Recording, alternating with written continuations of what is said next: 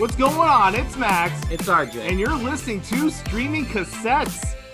I know we said last week we were excited. Obviously we were excited, but I could throw a Red Bull on that excitement and just bring it up even more. What's your voice, Red Bull? Okay, Red Bull! No, I'm just wicked pumped this week. A bunch of stuff. You might see what's on us. We got our merch, baby. Shout out to Hunter. Wingman of the Year. Got our hats. Got my Streaming Cassette. Made that. The Deathcore Vegan shirt. That's sick. Dude, is that sick? Let's get the second one, then we'll introduce our guest. Where's the second shirt? It's in there. It's in there. The second this one's Deathcore a little bit more Vegan. hardcore. For the hardcore fans. Oh, that's really sick. We might have to get some for this guy because he deserves the world. Yes. Okay. Not to get off script, but if you want that merch, you can get it at wingmanoftheyear.com. But you know what? Enough of the bullshit. Let's get real.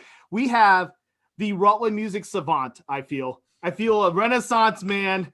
Not so much, I'm not trying to say like it's Mozart, but just a person that you see him on the street and you just want to hug him. It's a walking fucking hug, this man. The first time I met him, I'm like, friend. I didn't need a background. I didn't need no bio. Nothing. Icon. Sex icon, food co-op icon, whatever the hell you want it. You know I'm geeked. Okay, it's Nick Grandchamp. Give it up for Nick. I'm sure for people that don't know. Listen, what's so special about Nick? There's a lot of special things. That was the best intro I could ever have. Okay, it was way so nice. Maybe everyone thinks I'm just they can't see me. Maybe it's I live in the Hollywood Hills or something. I'm just here in Rutland, Vermont. I'm so happy to be here. Thank you for both having me. No, thank you. As soon as you, I don't know, it was a couple weeks back, me and RJ did our own, show and just talking about debate topics. And dude, we got to get more interviews because we're primed with interview questions and this format. And he knows probably top two on the list was you. I'm we need Nick. You were that high on the list before any celebs or people we don't know. I'm we need fucking Nick. Listen, I'm not even Instagram verified, so I'm honored. Okay, I'm just a couple thousand short of that, Mm-hmm. I'm so excited. I'm so excited to talk. It's been a long time, and I haven't talked to anyone about anything for a while, just because it's just been crazy with this virus and working, and it's gonna be a lot of fun. Of course, dude. I mean, if you want, we can kind of roll in a little bit to the questions, but also convo. How have you been holding up with COVID and everything? Dude, it's been crazy. Basically when this stuff happened, I was playing shows and doing pretty much 40 hours a week at the co-op, playing shows on the weekend and doing as much art and stuff. And then it hit, and then everything got canceled. All our shows in the summertime got canceled, all our shows in the springtime, and the Rebels had a tour booked for over a week in July, and we thought it was going to happen for maybe about a month until April, and then we're yeah, it's not going to happen. So it sucked to lose those dates. Especially because bands book for the summertime. You write all winter new material to play with your old songs in the summertime, So it was kind of shit, that sucks. Right. So I just been working, man. I've been working a lot. My boss was super cool, and he was work as much as you want. And honestly, I kind of took it because there's nothing else to do. And I can use the extra money. I've been writing a lot of music in my house, and I've been having band practice for the most part still, for a couple months there, we didn't have it, but it's just a couple of us getting in the room and writing music. So we're still being productive, but it's just really strange that it's been a year since I haven't played a show, which is, it's been the longest since I was 16. Wow. Not playing a show. So that's pretty fucking crazy. I'm 33. This is the longest I haven't played a show. So it's kind of that outlet's gone. So, but I've had found other stuff which I'll get into. Yeah, it's so tough with like, I mean, I'll do this quick, so I want to make sure people know who you are and what you do. But like, it's just so hard. Like music, like it's such a connective. It's like a religious experience, and so the fact that it's neutered outside of like, some remote shows and stuff that like maybe celebrities that are big enough to perform at that level, and it's hard. It's like when I hear like live music and little snippets here and there, I'm like, oh, this is so refreshing. You took it for granted, honestly. Absolutely, yeah. I mean, I don't think any of us could see how like crazy it was gonna be with like not playing shows. Like we all took it for granted. Absolutely. Even myself, like it was just like, oh, we'll play a gig, we'll go on tour, and it just all ended all collectively together. And it was like, fuck. And yeah, we had a record that we were gonna do, and we had to rebook it. Like it was only like 2 weeks into where we're going to get it when everything shut down. We were going to go to Robot Dog Studios in Burlington to do the record, and we had planned it, and it was going to be 12 songs, new Rebel record.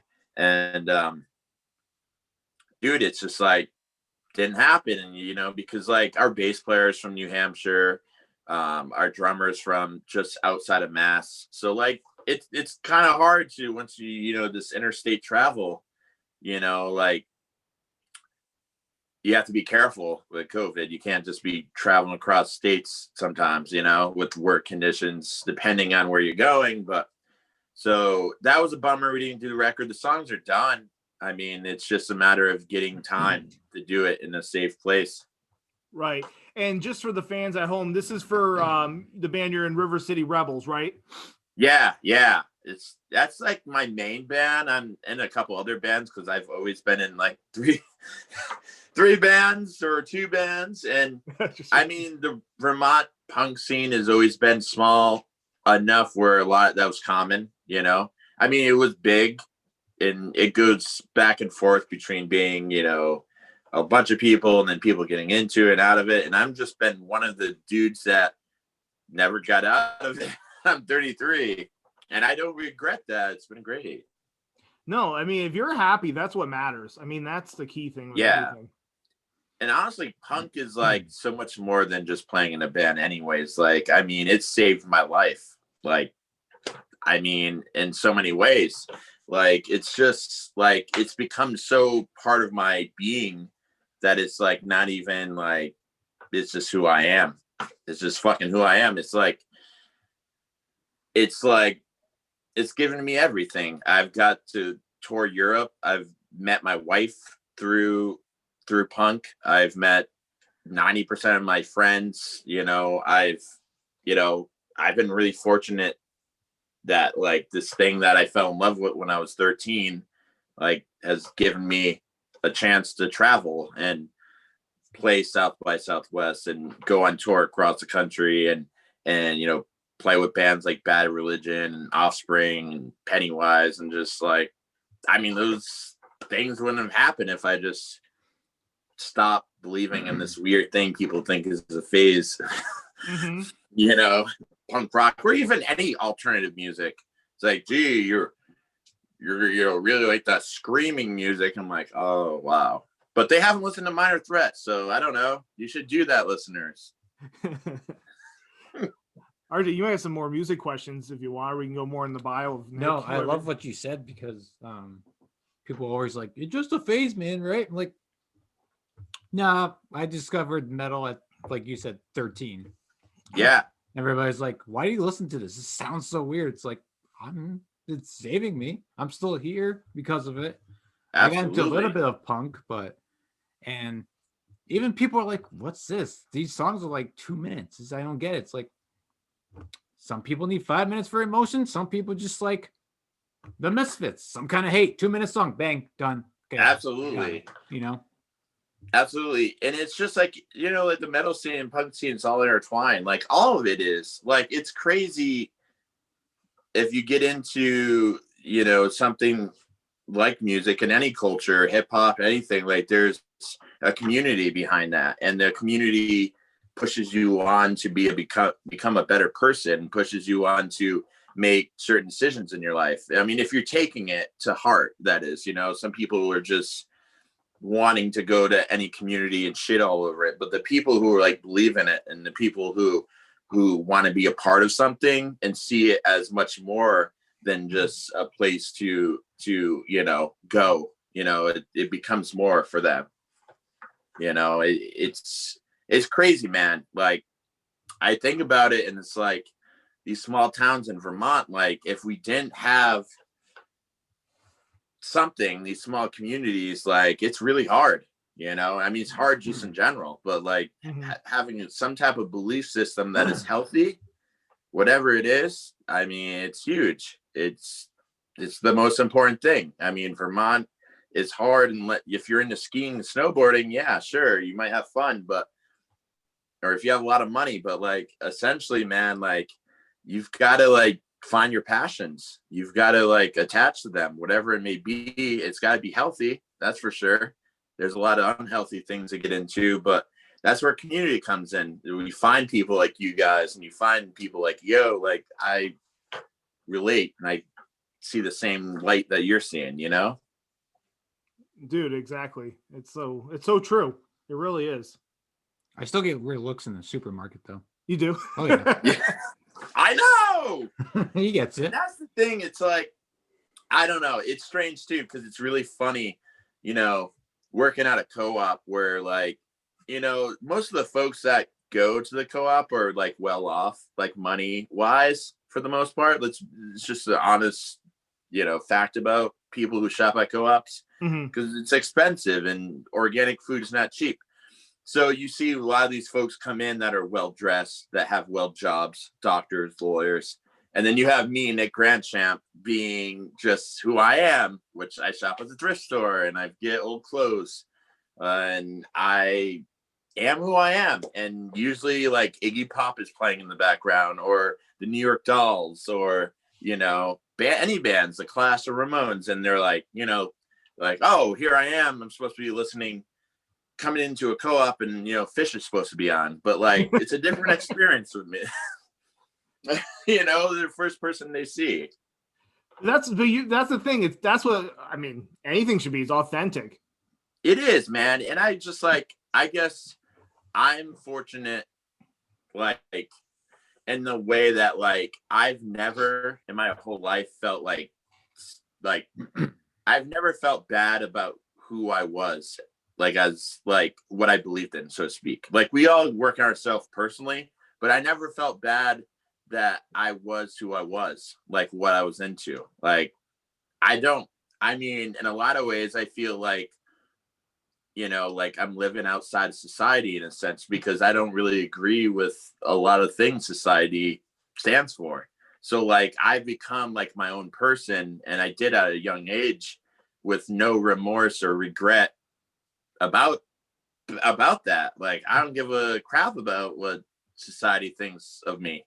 You know, I'm supposed to have short hair, or I'm supposed to dress a certain way, or I'm supposed to have a Patagonia jacket that costs $900. Like I don't even care. I don't mind. Like the way I live is just like, for better or for worse, I put myself out there. I put my music out there, my art, and not all the time I'm happy with it. You know, I'm not always happy with myself. I'm not always happy with the art I put out, but it's so important to do so. Like, I think at the end of the day, output, no matter what, you know, as long as it's positive and not hateful, obviously, that it's important, you know. I think it's overcomes the fact of what people might think about it. If that makes sense. You know, people are so scared of putting out something in the world that like people won't like. But the problem with that is ideas will stay inside of a sealed box forever if that's the case. You know, people want to say, oh, I want to start a podcast one day, it'd be really fun. Do it. I mean, like you guys are, you know what I mean? It's happening. It's real. We're doing it right now. And I think people need to really understand that it's really that easy. If you don't really give a crap about like what Joe Smo is going to say next door about it, it's that easy. Like, and it builds, like takes time, you know, playing music still to this day, I've been doing it for 16 years and I'm still learning. It's a constant fucking learning thing. And like when you become so self-aware and so open with yourself and understanding that like you're a work in progress, you know, your art is a work in progress, you know, like it's real time, you know, like everything you do as a person and the art you put out, like it's constantly work in progress, and you can't always be happy with it. I'm not always happy with the stuff I put out, but I'm glad I have the like freedom and effort to put it out. You know, we're not all happy with who we are as a person every night when we go to bed, but I'm glad that I have the knowledge to know that what I need to work on. Right. You know, and it's about killing your ego, but punk's always been about that at the core, and metal and stuff too. Like you have to kind of like take a step back and just be like, yo, I'm not perfect, but I know that, and this is what I want to do for myself and the community around me. You know, I think a lot of people get stuck on their resume or get stuck on stuff like that and flex that a lot, when I think when they could be working on themselves. I'm speechless. That's like to the T, great. But no, you know what's true? It's true about what you say, because there's been times in my life that I've always like would think about what other people thought. You know, like kind of moving around when I was younger, like I did get picked on a lot. And so those things like they fuck with your head, because honestly at the end of the day you shouldn't even give a damn, because you should actually be the person you want to be, as long as, like you said, it's not hurting others and you're doing it in a healthy way. And what's interesting is, like you said, like I know RJ has a similar experience with some passions that he has with like the mixed martial arts and stuff, is you have people telling you no, and like people close to you, like my parents, like my dad, you know, being like, no, it's stupid. And when I left, like me doing like the Max on Mix Off show was almost like a way of being like in the most polite way, but like a fuck you, like I am doing what I want. And Absolutely. You don't know what it is you do. Like you can always talk yourself out of not doing something, but if the best step is to just do it, like do the first step. You're going to have some band-aids. You're going to be a little like awkward, but then as you go through, you get better. And absolutely, as long as you're authentic to you, then you'll get there. You just got to keep at it. Absolutely. Like people and self, like they're not as complex as like people think in their head. Like essentially, if you radiate being a good person and trying, like people they intake that, and that's the bottom line. Like, you know what I mean? Like just the vibes I've gotten, you know, from you both the first day as I met you, you know, or talked to you, like I know right from the start you're both good people. So like essentially what I'm saying is that once someone understands that, like that's already written in stone for the most part, unless you do something really crazy, you know, like, but that's another story. But what I'm saying is that people don't need to be trying to convince people about stuff that like within, you know, 15 minutes they're going to find out, like, you know, true-hearted people that are like doing passionate stuff, you know. I'm not saying that like people who are, you know, not out there doing, I'm not saying that people out there are not doing crazy stuff that are passionate. I'm just saying that people work so hard to convince people, you know, things that they don't need to, when they just be themselves, and then that's all you need to do. It does the work for you. Like you don't need to flex, you don't need to do all this stuff. Like if you're a good person, like that's going to be the bottom line. Like to me, that's, you know, and you have to do actions and stuff, but that's how you show it. But man, I mean, people need to start feeling more than just being like, oh, you know, the mix of this guy's song, it's weird, you know, the snare is way too loud and I can't hear the guitars. Like you're missing the point of someone's art where they're, you know, trying to put something out in the world. Like, you know what I mean? I mean, some of the worst recordings in the world are like the most filled with raw passion. You know, it's all how you look at it, man. And you got to be, everyone has to constantly, myself too, learn how to search for good things, you know. And I think that's why I love, you know, Bruce Springsteen to the Wu-Tang Clan. Like, you know, I mean, it's like, I love punk. I'm always a punk hardcore kid because that's what I grew up on. But you got to look for something in everything, man. And I know that's been said before, but people who have the shades on are not seeing the whole picture.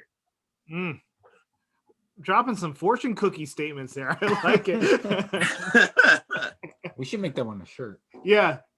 If you wear the shades, you don't have the whole picture. Shit, I might have to write that down. Hold on. No, but real talk, Nick. So one thing that I want made for the fans at home that may not know you as much with your music, what's some of like the technical end? Like I know you have some experience on bass and guitar, but what do you kind of do mainly, or what you're doing right now in some of the projects you're on?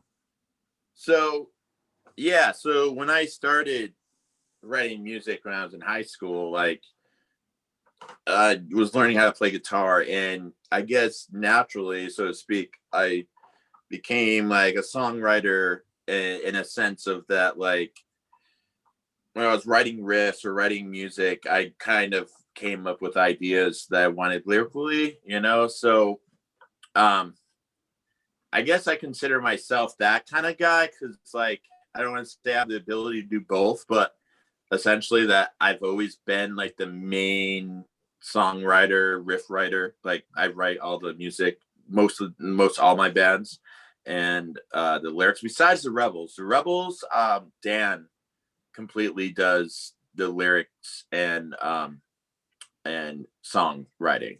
I play just basically guitar in that band, and I mean the Rebels have been on Victory Records and like have been a huge band since the early 2000s. Like they were signed to Victory Records and toured like the fucking world, like literally.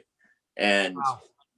I grew up seeing Rebel shows here in Rutland when I was, you know, in high school. You used to have shows at the Dana Rec Center here in Rutland. And a lot of people don't know this. This might be breaking news to everyone, but My Chemical Romance played Dana Rec Center.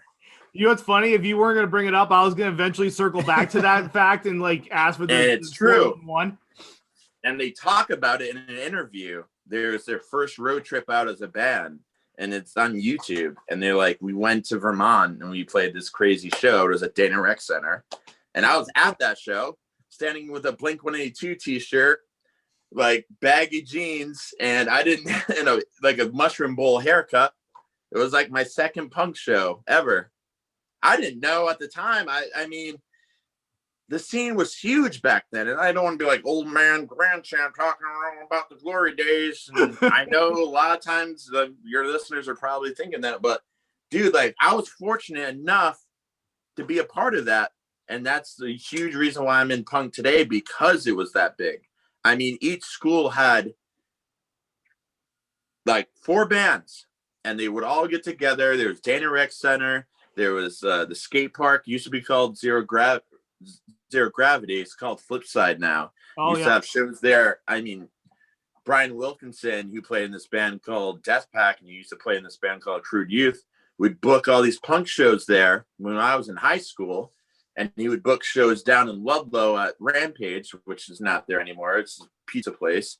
And he would, you know, he was an older kid, you know, he used to work at Coconuts, going old, over, you know, where Hannaford's is, the plaza? Yeah. Near Staples. There used to be a Coconuts and Strawberries music there where they sold CDs for all the young kids. We're going like 2000. We're going like 20 years ago. Like, I mean, 9/11 happened when I was in 9th grade, and I was already into punk. So it was like, yeah, like 2000. And dude, like I have pictures, like there's 200 kids at these shows, like straight up. This is before social media. So like when you wanted to hang out with your friends, you went to shows. You didn't, you know, like MySpace was just barely starting, I think around that time. All these bands had .tk sites. So like there was like a free hosting, you know, TK was like this free hosting site. So everyone went on .tk sites and you would have guest books, and you could go on to like local bands and do that. I mean, Rutland was like a huge pillar in punk, like in the Northeast, like huge. Like it was insane. Metal too. A lot of metal bands. I mean, Burlington was right there. Albany's only an hour and a half away. You know, Boston, and I mean the DIY scene was huge. It's crazy, but I'll get into that a lot more. But to answer your question, yeah, mostly I play guitar. I mean, I've played bass in bands too, but I mean, I'm a guitar player at heart, and yeah, I write all my own music besides the Rebels, where I just play guitar, which I'm fine with because it's been a really nice break where it's just like, here's the songs, here they are, and you just play guitar, and I'm cool with that because like it's not an ego trip for me, man. Like I love playing music. I don't need to be the dude doing everything all the time. I'm fine with doing whatever. Mm-hmm. And I love playing guitar. And I love the tunes. So it's a perfect match. That's awesome. You might have a little, because you have some drum background. I don't know if you guys have some questions on that end. Yeah, I am a drummer by heart, and I still mess around with the bass, but trying to save up to get another drum set because I miss it so much. Sick. That's awesome, man. Yeah. Drums, I really feel like, and I can say confidence during my years of playing music, drummers are usually the best musicians. I mean, to be honest, like they are usually like instrument dudes. Like they can play bass, they can play guitar. I mean, yeah, it's the drummers rule. Without them, the band sucks. I mean, to be honest, when anybody's like, "Oh, I have a drum set," like it's instantly like riding a bike. Like everything just comes back. Absolutely. So, like I picked up a guitar. It took me like 2 weeks to be like, "Oh, okay, this is the G chord. Okay, now I get it." It was absolutely. Yeah. It's weird. I think, you know, it's just one of those things. Like guitar is way more intimidating, I think, because like I can personally say that if I didn't like get into like music and playing guitar when I was in high school, I don't think I could learn now. My life is too fucking chaotic. Just because I have to work 40 hours, I have to, you know what I mean? Like you need to like have time to learn this shit. And like, that's why most people, they either get into music or playing an instrument, I should say, like early or like late when they retire. You know, they talk about right. Like lawyers who retire and they buy, you know, like $4,000 guitars, and you know what I mean? Like they never played before, and they buy like a Strat for $4,000. You know, it's like, and it sits in some dude's house forever. Jesus, yeah. He's not wrong. No, yeah, he's wrong. right. Because every time I get like a half hour of free time, if my fiance's working, I'm like, I got a half hour. I'm gonna play some bass because I got the half hour to do nothing. So right, bass. No, and it's hard because you have to find it. And like a lot of people, like you said, you know, if you have loved ones or if you have a house or a job, like, you know, that stuff does come before like a lot of the stuff. And it's just the way it is when you get older. And when you're younger, you usually don't have as much responsibilities, like as strong as, you know, when you're our age and you're like, oh, I got a wife and I got a house, and, you know, there's only so much wiggle room, you know? But yeah, I mean, I guess to close up on my conversation about the punk scene here is just like, it was really special. And like I said, I kind of always kind of like give credit to that kind of keeping like introducing me to like the couple friends I had brought me to shows. And I remember my mom at the time being like, oh, I don't know if, you know, this is good, because I was really young and I didn't have a driver's license. And once I went, I told her that like saw my first show, and I was like down in Ludlow at that Rampage place, and I was like, this is what I'm gonna do for my life. I was like, it was like a crazy moment. Like people talk about it like, you know, in their life where something happens and it's just like clear as day. And that was for me. I know it sounds fucking cheesy, but it was like I was standing above on this balcony and the bands were playing below me. I was looking down and it was just like Danger, It was fucking aggressive. It was pissed off. It was everything. I was like fucking scared, filled with joy, and just like couldn't believe that I was like seeing what I was seeing. Like kids were moshing and screaming into the mics. And the biggest thing I remember was just the singer, like Crude Youth, just put the mic out and just everyone was just like grabbing, like trying to grab it to sing. And I was just like, that's fucking powerful as fuck. I don't know if I'm supposed to swear on here. No, sorry. This is a swear-friendly area, so yes. Okay, I'm trying to still not gonna drop two, but it just goes to show you the power of music and community and like how crazy that can change someone's life. And that's where I'm always like, and I don't know if you've seen on my Instagram that like I'm a huge advocate for art. I want people to fucking make art so much that it hurts.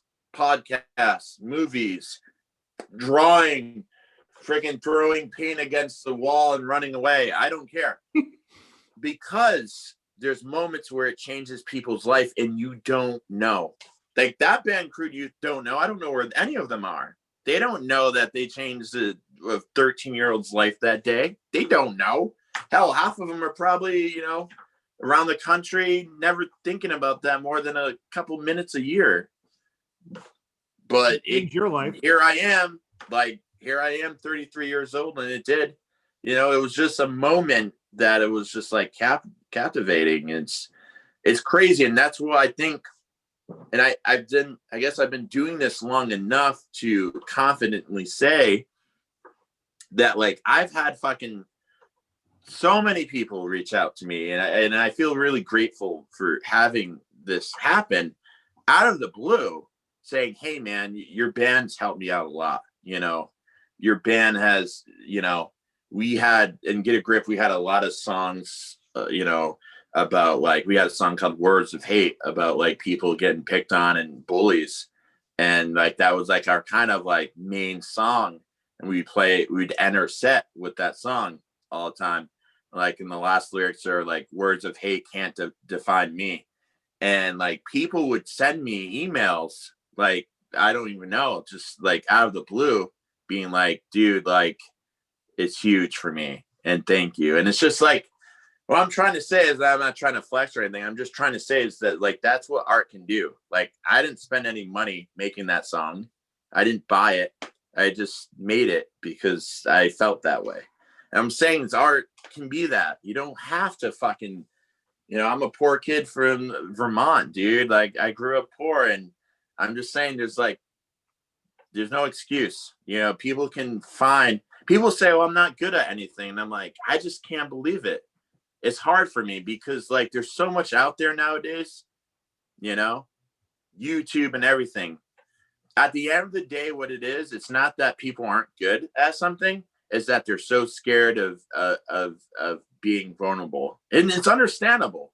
Mm-hmm. I'm not saying that it's just easy. I'm fortunate that my personality can shut it off and just do whatever the fuck I want. But I know it's really hard, especially for women, and the way they, how society views them and what they do, or, that can be even harder than me, a white dude, talking about. So it's not easy. I'm not saying that when I say, but like I said, like, but it's that self-awareness. Yeah. Creating art at the end of the day, no matter what, is so fucking important. It's just the end of that's like, if I could say one sentence for the rest of my life, that's pretty much what I'd say. You know what I mean? Like, fucking don't be a crazy, hateful, racist scumbag too. You know what I mean? Those would probably be like, create art, don't be a racist scumbag. Slap it on. Abuser. Yeah. I'm up for all that shit. That's great. So actually you dabbled on it. So unless RJ had something in mind, I was going to talk about maybe Get a Grip a little bit, because that was a big part of you. I have two things. Yeah, you go first and I'll do that. Going back to shows and how they like save your life and stuff. I got to say the best thing about shows is seeing all that aggression. And then after the show, meeting the people in the crowd and meeting the bands. Because the last concert I went to was, well, now 2 years ago, it's because of COVID. I met some members of August Burns Red and Fit for a King. And of course, right before them, my heart's like, oh my God, this is so cool. But as soon as they hugged me, I was like, damn, they're just regular guys. Like they were in the same boat we were, like in the crowd watching their favorite band. And when you go up to hug them, you're like, wow, they hugged me? They didn't go like, oh, what's up, man? It was a hug or it was a nice big hint. Yeah. It was like, what's up, man? Thank you for coming. Like, you have 1 million followers. Why are you thinking me? It's like crazy to think that. No, dude, and that's the thing is that we are just, like everyone's just like humans, and the thing is that it goes to show like how much like we value music, because like to us, these people who created something that means so much to us is like so fucking huge that like it's hard to explain. So when we meet them, like it's like a big deal, it's like, so like, but we have to realize that it's like they're humans, and as long as they're good humans, that's all it fucking matters. That it's great. It's something they created that inspired someone to go to the show and be there and be a part of something, which is a community. That's huge. Mm-hmm. The other thing I want to say is about people not having like talent or not trying to do anything. Just be like, I can't really do much. I've been doing Wim Hof method again. I just restarted it. I don't know if you know what it is, but it's like a breathing method. And all these people are like, wow, that's really impressive. I wish I could do that. It's like, you can take the 5 minutes just to do it. Like it only takes 5 minutes. Even if it's just like, I have a whole notebook of lyrics. Well, I'm just going to leave it on the shelf for 10 years and just be like, yeah, that's when I was depressed. It's like, dude, you put that out there, someone's gonna be like, this is amazing. Or if you start exercising or doing a breathing method, you can be like, wow, I feel really good. And that only took a couple minutes of my time. No, and that's the truth, man, is like, I know confidence has a lot to do with people, but the understanding that like confidence, laziness, and just not having faith in yourself can all be part of the picture. But at the end of the day, you're so right. There's so much resources out now that people want to share their loves and passions. And people are like, I want to do this in life, whatever it is. Like there's so much resources now. Back in the 80s or 70s, you're like, I want to do this. If you can't meet someone that might show you or educate you, you might be screwed. Or you learn on your own. But there's so many people online or just in the community that be like, hey, I can get you started if you want to learn. That is like, I'll teach anyone guitar. I will. I mean, for free. But like, I want them to want to learn. Like, I'm not going to teach someone that wants to do it to get chicks, or whatever. Like, you got to want to do it, man. Like, it's got to be like a huge thing, like a big deal, like, or you're never going to learn. That's anything in life, like anything. You really want to do it. And sometimes things happen in people's lives where they have a change of mindset and they focus more.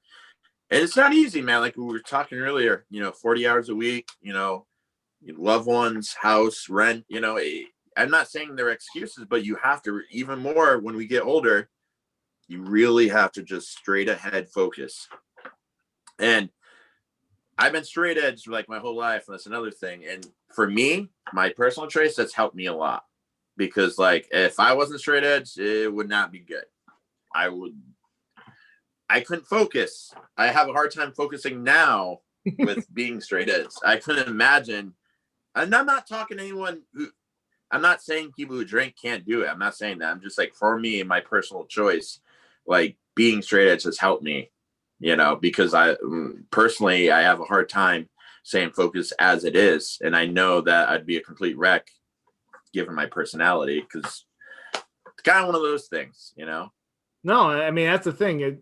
There's no like one size doesn't fit all. One shoe don't fit everybody. But yeah, it's true. It makes you who you are, though, and that's important. Yeah, and I think certain people need to look at themselves too, like at a young age, and look at who they are as a person and maybe family history, and just try to make the healthiest choice. And it's not always straight edge or vegan. Like I believe in all, I was vegetarian for years and I wanted to go vegan. And I just never did. But like I'm saying, it's all about making a good choice, and understanding who you are as a person, because it's not about a flex. It's not about like I'm better than you or anything, but it's like knowing yourself so well that like what's going to be healthy for yourself, because everyone's different. Mm-hmm. And if we can become better people, that's all that matters. That's what I believe in. I think people think that they're good enough and they just stop working on themselves. And I don't think that's like a good thing. I mean, everyone can be better. And it's just little things like stupid stuff you say, or things that, a friend kind of like, joke about that, like, it's not cool. And you're like, why am I doing this? Is it who I am? Little things. Right. Always be self-aware. Oh, yeah. Self-awareness. I think, I know that's a theme of the show, but like one person I really admires Gary Vaynerchuk, Gary V. And he talks about self-awareness all the time, but it's so true, because once you have self-awareness, then it gives you almost this like prism of like, I don't know, there's like this peace of mind. You can be like, hey, like, okay, I know where I'm at for strengths and weaknesses, so let me grow on that. Let me do this. Let me do that. Absolutely. So, yeah, one thing I wanted to ask was, a lot of people may know you for different things, but one of the things I know you for, and I think one of our bigger interviews we had during Max on Mix-Off was when you were in Get a Grip. It's been what, 2 years since the band's been? Oh, wow. Let's see. Over 2 years. 2018. Our last show, it was December 8th, 2018. Or 17 or 18. It was a huge part of my life, man. Get a Grip. I started that band when I was in my early 20s, and I was in that band for almost 7 years. And I mean, it was a really crazy, wild ride. Like that band, like we played everywhere. Like we were at an age where we were all young enough where we just toured, and just, it was crazy. Am I going too long too? Let me know. No, you're good. That's breaking news. We'll do a BTS. We were just wowing at some football news that hit the wire, so I was just sort of blown away. So damn Bills. I know the Bills almost.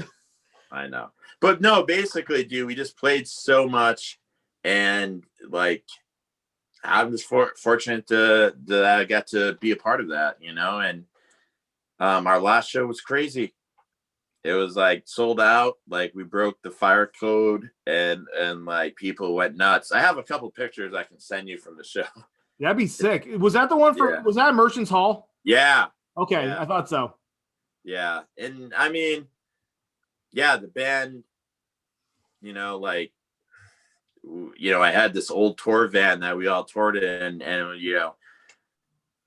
we just pushed the band as much as we could. I mean, we were all in our early 20s, which was a different time in our lives, when we started it. I think I was like 22, 23 at most, 22 when I started Get a Grip. So we were all about playing, and, kind of led me into my late 20s where I got married and bought a house and did all that. So, but it's one of many bands I've played. And that was the one that you went to South by Southwest with, right? Yeah, we represented the state of Vermont at South by Southwest. Yeah. How did that go down? Well, that's crazy. So they the state of Vermont, Big Heavy World, picked like 5 bands of all different genres to represent the state at a showcase show in Vermont, or in South by Southwest. Mm-hmm. So like they picked our band to be one of the 5 bands. Like there was a country band, there was us, there was like a indie band. So they had like a little bit of everything. And we had played at that point. We had played with like the Maritime Fest with Bad Religion and all that. So like we were playing like, you know, Waking Windows, and we were doing like a lot of touring at the time. So like, I don't know if we were just on the radar or whatever, but that was fucking awesome because we got to go down there and like we got free passes and we could go to every show. And South by Southwest is, you know, one of the biggest music festivals. So I was going to every show I ever wanted because I had an artist pass. So I saw like Jack Ladder and the Dreamlanders. I went and like saw like this show that was like just like this free punk show out in like near this bridge. It was cool, man. Like it's just cool to be on the road. Like, I mean, it's what I love to do, just travel and yeah, Get a Grip. We did a lot of that. And I'm fortunate that that all of us in the band got to experience all that stuff together. It's kind of weird when you look back and you're in a band, you know, 7 years is pretty long for a punk band. If you guys don't know how punk bands last, most of them. But no, like we look back and we're like, wow, how did we do all that? And we're just all poor kids from fucking Rutland. It's not like we had mommy and daddy giving us money. You know, we had the shittiest van and we just threw all our stuff in and we just did it. People like don't know that it's that easy. I mean, we probably had $100 all between all of us on some tours. Like we were going on the road with nothing. People wouldn't even, I guess this new generation is doing that now, but I would say most of them have rich parents because you just can't live a life on the road with nothing. Trust me, it's really fucking hard. But with no money, like it's really hard.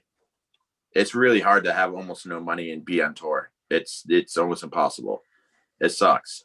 If you're that broke, you can't eat. If you don't get paid for these gigs, people think punk shows pay a lot, dude. It's if you got 5 members and you get paid $100, it's nothing. You have to pull up gas, you know.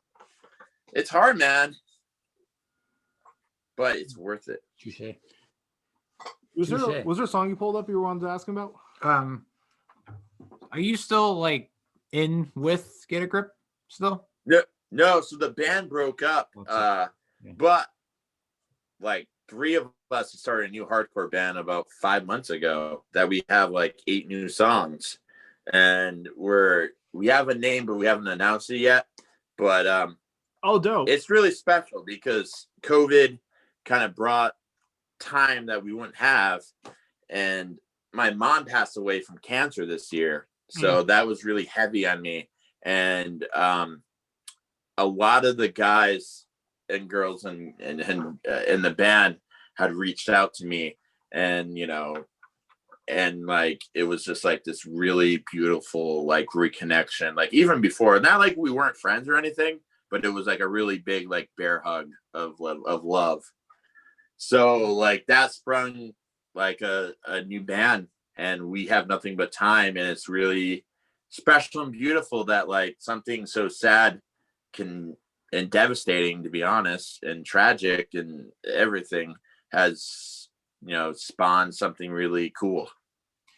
That's amazing. Yeah. Who's part of it? That was only 4 months ago. What's that? Who's part of this new thing? So Britt, the drummer from Get a Grip, and Dave, who played bass for Get a Grip. Oh, sick. That's great. Pretty cool. Yes, and then me. So I guess, yeah. And, you know, like, we're open to have some of the other folks in Get a Grip be in it as well. It's just a timing thing, too. Like, right. You know, like I said, kind of going back, like our early 20s, man, it was a different time, you know? Like, I pretty sure that almost all of us are homeowners now and Get a Grip. You know, like, that's crazy. You can't not go to work if you're a homeowner. You know what I mean? So, like, yeah. it's kind of like, you know, we're all like in this like older phase, but I'm lucky that we caught that young, let's do it. We're living in an apartment, you know, let's fucking do it, you know. Mm-hmm. It's harder when you have responsibility, unless you have rich parents. I'm still trying to find some like rich old person that wants to give me all this money so I can just like tour for you. You try. There's gonna be somebody at the co-op that is gonna want to take you home and make you cookies. Just be nice to That's what I'm saying. Come on, give me some Patagonia jackets I can sell on eBay or something. There's a country song.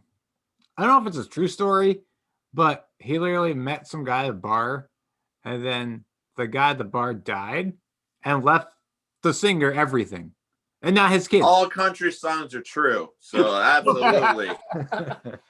That's some truth right there. It's called "People Are Crazy" by Billy Currington.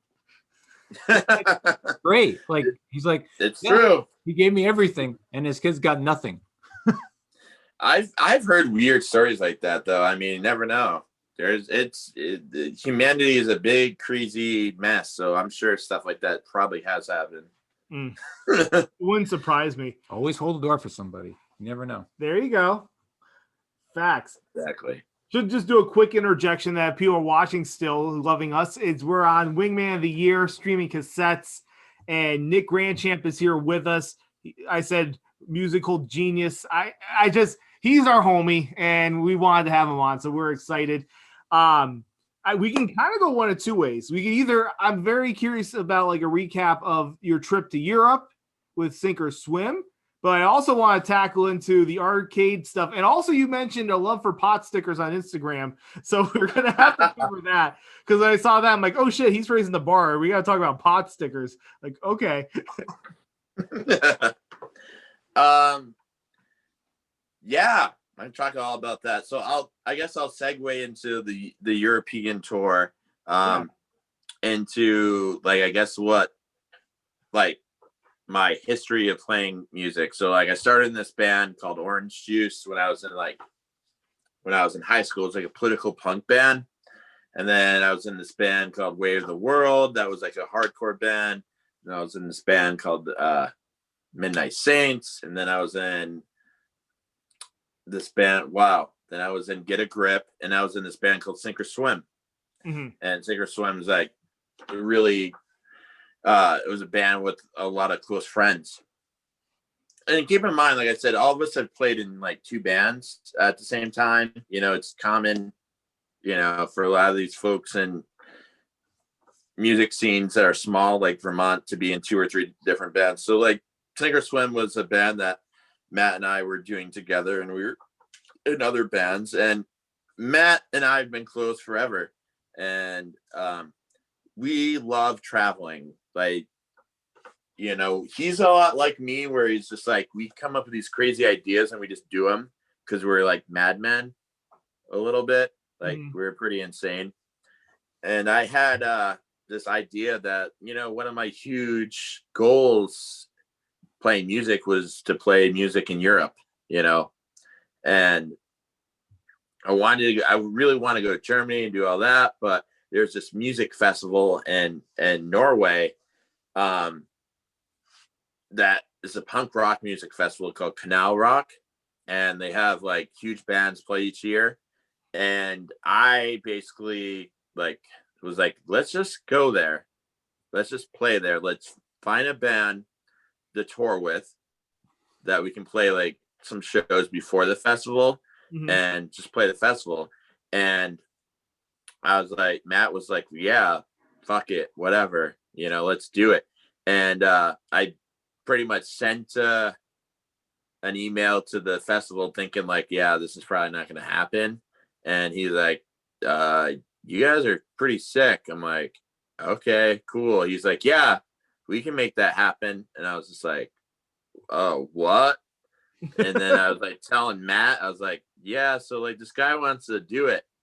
And he's like, well, okay, let's fucking do it. I was just like, all right. So like I did a lot of research, and I found this band from Oslo called Life Lessons that was like willing to basically play a bunch of shows with us before the festival, because like we wanted to like experience the local scene, you know, because like it's not worth just going over to play like one big show. Like to me, I wanted to like, you know, actually book a lot more than that. And they would let us, and they were cool with letting us stay their house and share their gear. So like it was like perfect. So like the biggest thing that costs for like European tours is like backline rental and van rental. Like backline rental and van rental is like thousands of dollars, like for real.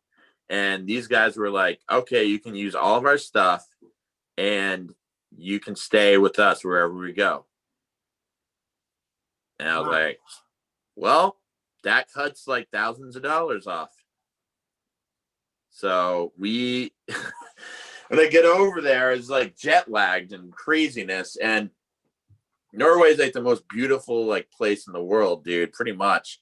And as you know, as a metal fan, mayhem and all the craziness and black metal. And I know some of it's intertwined with some not so great things, but the bottom line is Norway and metal is fucking crazy. And it's hardcore. And it's crazy history anyways. If anyone wants to look into Norwegian black metal, go ahead. It's all over the internet. Anyways, we get there and it's just crazy. We're dumb Americans in a place we don't know. And we're taking public transportation because, like, you know, we have to. And I remember going on this bus, and we're with the band that we're playing, Life Lessons. And he's like, you guys need to get your ticket, but on an app. You have to like download this app to get your ticket. And I was like, all right, I can't do that. Like, I don't have any Wi-Fi. And like, if I got like any internet access here, it's going to cost me a lot unless I can get Wi-Fi. So I said, fuck it. Like, let's just go. So we got on this bus because we were going to the show. I don't remember what show it was, but it was outside the city. And we like, this is like when we pretty much first get there, and like this cop comes up and he's on this bus, just stops, and he gets up and he sees us and he knows we're not from there. We have our guitars on our back and we're carrying like drumsticks, and he's like, you guys, ticket. And we're like, I try to play the dumb American. I'm like, oh, ticket. And dude, the dude rips out a straight up credit card reader. I'll never forget this. Like, straight up goes in his back pocket and he has a credit card reader, and he's like, you pay me. And he shows me, and I'm like, oh my God. Because I was thinking he was just going to send me a ticket or kick me off. And it was like $132 for like all three of us. So, and we got to swipe our card because he wouldn't let us off. So that was like my first, like, hello, welcome, you dumb Americans, you idiots, should have downloaded the app. So, yeah, I mean, most of Europe's already so far ahead on so much technology and so much stuff. Like, you know, like, you got to be with it. So, like, I was like, oh, that sucks. And, like, the shows over there were sick, though. Like, those European dudes are sick. And just the fact that we were an American band, like, they loved that. They loved that we were from America, which is really crazy because, like, if you look at any type of music, like, Europeans, like, support so much. And, like, they were none but supportive. And all the gigs before the festival were great. And, like, the festival happens. I have a couple pictures I'll send you. And it was the most people I've ever played to. It was bigger than the Bad Religion shows. It was bigger than the festivals I played here in the States. Wow. Like Boston Music Festival I played. It was, you know, it's bigger than those. And I'm just sitting there, like, backstage with a bunch of Norwegian people that I, like, didn't, some of them spoke English, some of them didn't. And just being like, kind of just like, oh shit, like, if something goes wrong here, I don't know how to communicate anything. You know, the dudes in Life Lessons helped us out a great deal. But I go on stage, dude, and there were so many people, and I've never been nervous as much as I was that day. Like, I was having an anxiety attack, while I was like Wow. playing the song. And I remember it happening and being like, wow, I'm having an anxiety attack in front of the most people I've ever seen. And I'm like, what do I do? And I just kept playing the song. And Holy shit. it was the weirdest time in my life because it was happening in real time. It was like legit happening, heavy breathing, everything. And I was just kept on playing, and I couldn't believe I actually kept playing fine. But when I got off stage, like there's this picture I took right before I left, and people were going nuts. And I was like, oh my God, I almost blew this. This would have never happened. So like, to be honest, dude, like I didn't expect that to happen. It just was like overwhelming. And then like, usually I'm pretty open, dude. I mean, I still have a lot of problems with anxiety, but that was like fucking insane. So yeah, maybe I'll send that picture over your way. Okay. So my whole point here is to try to push through it, and it's really hard. Anxiety is really hard. But I don't know what would have happened if I just stopped playing and walked off stage. That would have sucked for me as a person. I'm not saying it's not okay to do that, because if you have to do that, you have to. I'm not saying that. But I look at that picture sometime and realize if I'm going through any struggles in life, that to try to push through it. Wow. And this, what I mean by that is not saying people who don't are weak. I'm not saying that. What I'm saying is that like, it's so important to know the strength you have in yourself. And it can be hard to understand sometimes. And like I said, there's no shame of being like, fucking, this is too much. I'm not saying that.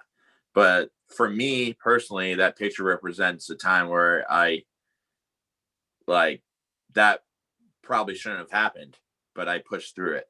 I don't know if that makes sense. Yeah, I mean, Not trying to make your listeners be like, oh, you're weak. Yes, it's not about that. Nick Grandchamp thinks you're weak. Call 1-800. No. No, I honestly, two thoughts that shoot through my head. I'm very curious what RJ thinks. But one, I never heard that story, so that's fucking wild. That's like crazy. And then the second part is that, yeah, no, it's like, it's kind of a badge of honor, I can imagine for you. It's like you're when you're explaining that you can persevere, it's like your own self thing that you overcame with anxiety. You know, it happens to all of us. I've had it, but like, that's crazy because you're like at this peak of like, you're doing something that's like a passion of yours, a dream, and you're like, holy shit, like we're hitting like this is like, you know, this is hitting the Kodak moment in my head later in life. Like I'm telling this to grandkids and shit. And it's like, but in that moment, you're having maybe something that's one of your most stressful times. It's a really interesting conflict that you will probably were going through. Yeah, that's exactly how you explained it. It's exactly how it happened. And I'll see if I can send that picture over because it's crazy. And I remember, like, I don't even know, like, I don't even want to take credit for like getting through it because like it's like unworldly. Something got me through it. I don't know what the fuck it was. Maybe it was myself, but maybe it was something that just kept going. It's hard, man. Life gets really weird when you get down to like how things happen that shouldn't happen. It's like crazy. I don't know. You know what I mean? Mm-hmm.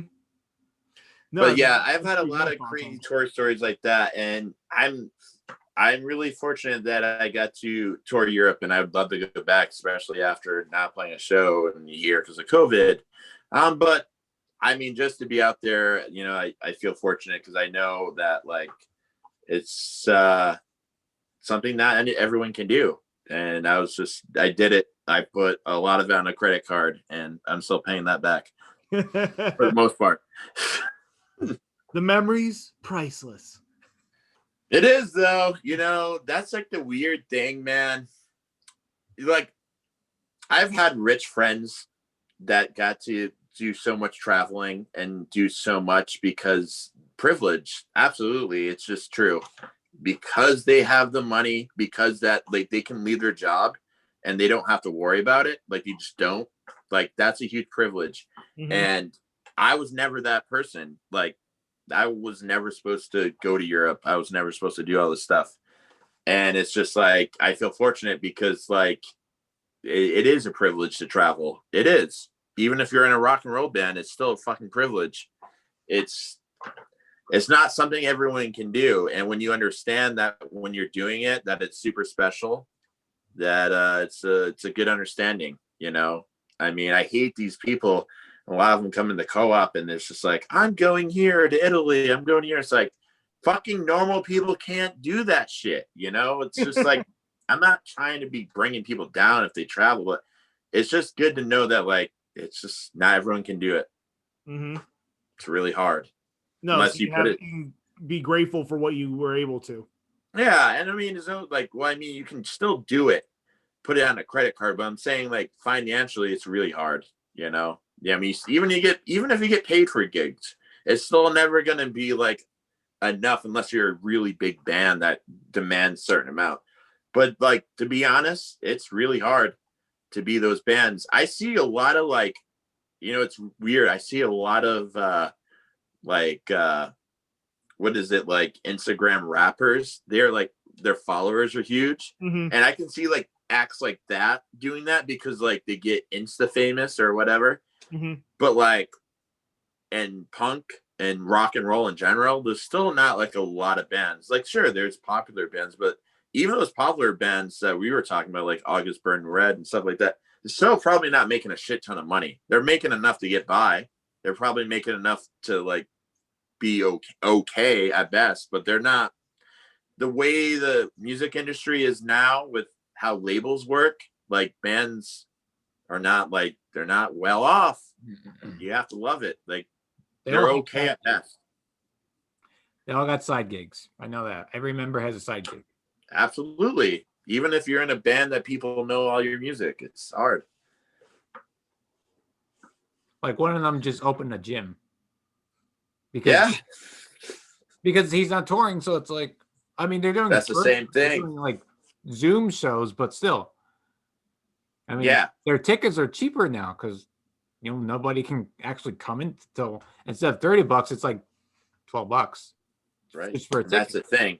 Now, let me ask you guys a couple of questions. What have you thought about bands doing these as these, like, Zoom shows? Like, when this first happened, you saw a lot of Facebook Live stuff or a lot of stuff.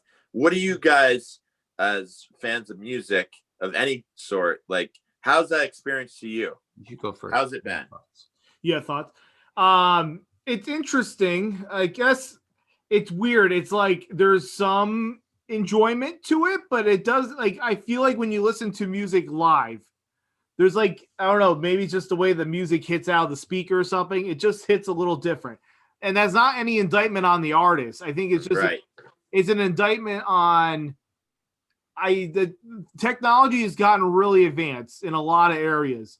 But that final step in the frictionlessness of a Zoom call is the same feeling as sitting in the room touching somebody. It's not there yet. And I think that's what's translated to music. You're happy that you're, like, watching it and enjoying something, like, hey, this, like, makes me feel like I'm maybe at a show, but it's not the same. A great point I can give in my life is the guy I think we know, but I was approached by Mike Matrano, and he was doing the stuff at Soundspace. It had, like, there's the kind of a show where, like, for Patreon, they had performances, and they were trying out this segment where I did interviews. I did, I think, about, like, 5, 6, or 7 of them, and then they changed the concept. But when I did it, and I was sitting in the room at B Music to listen to the acts, I was, like, kind of, like, you know, almost somber in my mind. So I was like, wow, like, you forget how it is, even though there's more folk people and stuff, and that's not something I normally vibe with. But, like, it was just like a high. It was just like, wow, like, you miss that feeling. But then I'll pop on stuff, and they've done festivals for, like, raising up for, you know, for artists, and like Save Our Stage. I think they had something on YouTube one time, and I watched it. It was like Loud Luxury, some EDM, and, like, YG was on there for rap, and it was cool. But at the same time, like, it's not the same, because I've been to like a Drake show. I've been to, like, Blink at SPAC, and we saw each other at that show. Remember? Yes, I did. The chances. Yes, I did. Remember that. Show. Yes, but, like, how was Drake live? Okay, so that's a story. So it was. So have you ever been to a show at the TD Garden in Boston? Yes. Okay, so my wife picked up the tickets, but how the seating is, we were in, I think it was still the Palladium. We were up at the top ring where they hang the rafters.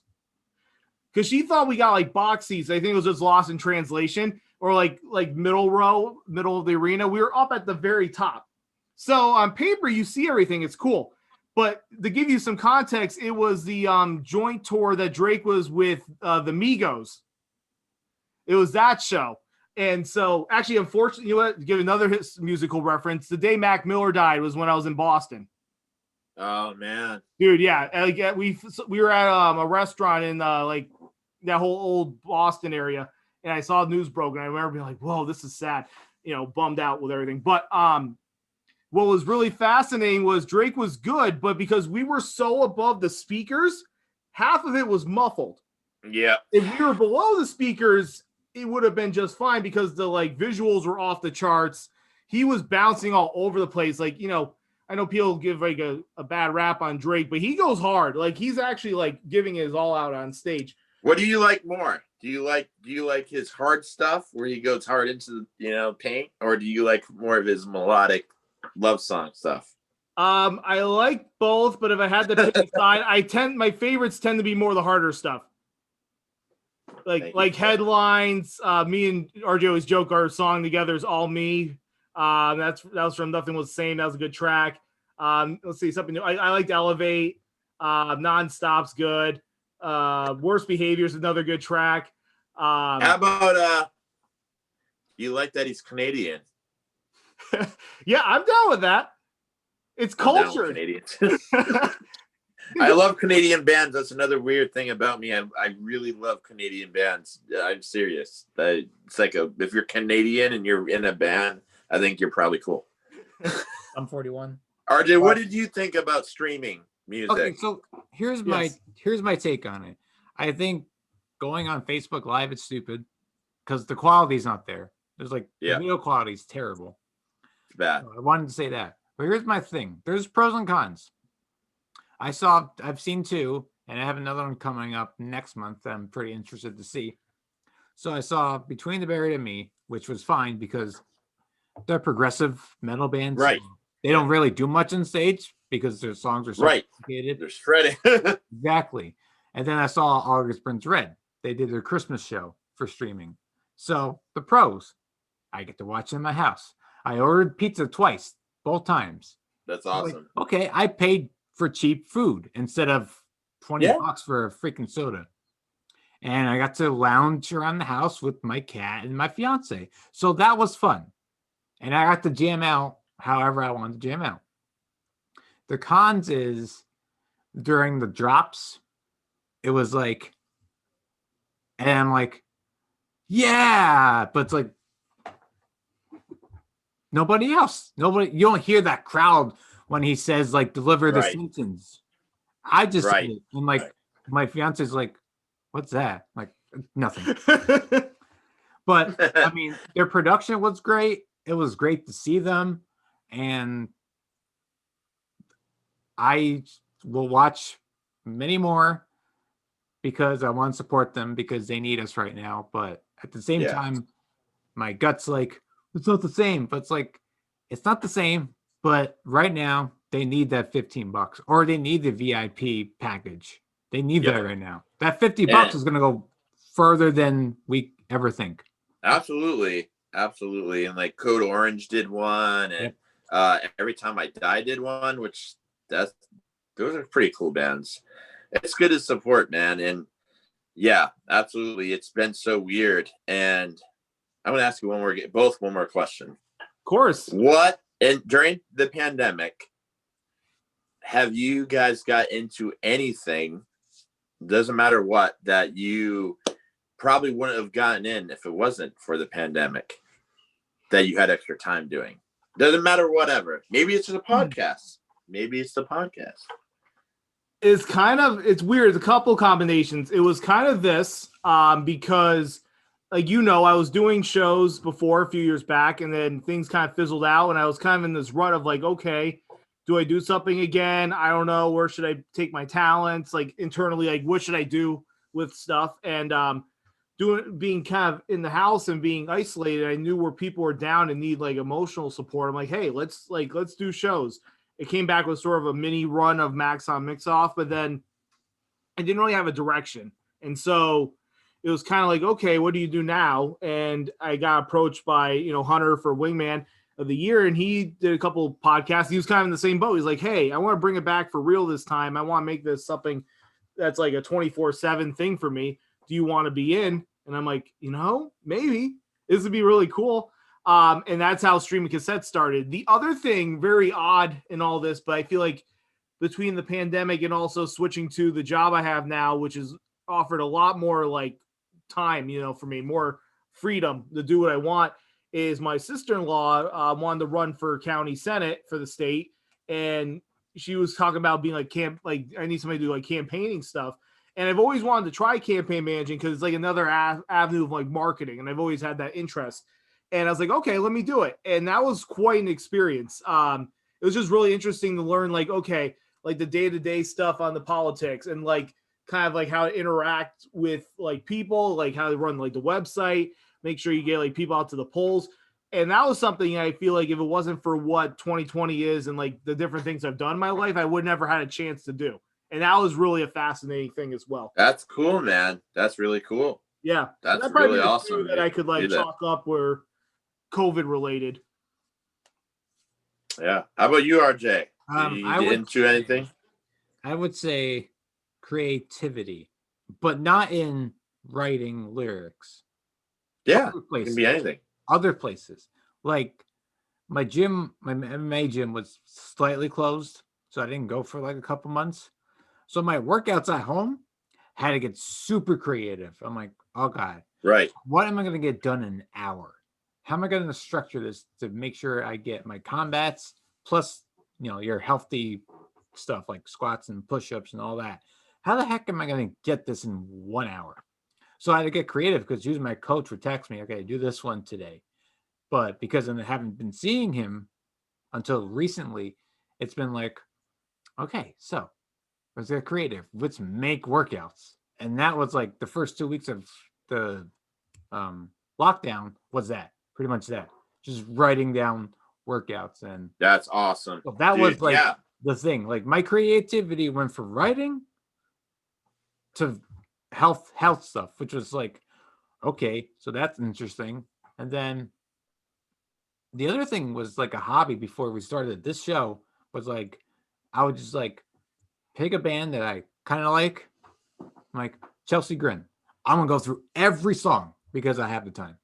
And that was before this show. I went through every song, listened to every album of like a set artist. Like, I kind of like, I don't know. I kind of like name a band. Just name a band. Let me see. I'm going to go with New Found Glory. Okay, fine. That's what I would do. I'd be like, okay, I kind of like New Found Glory. I have like 5 songs on my playlist.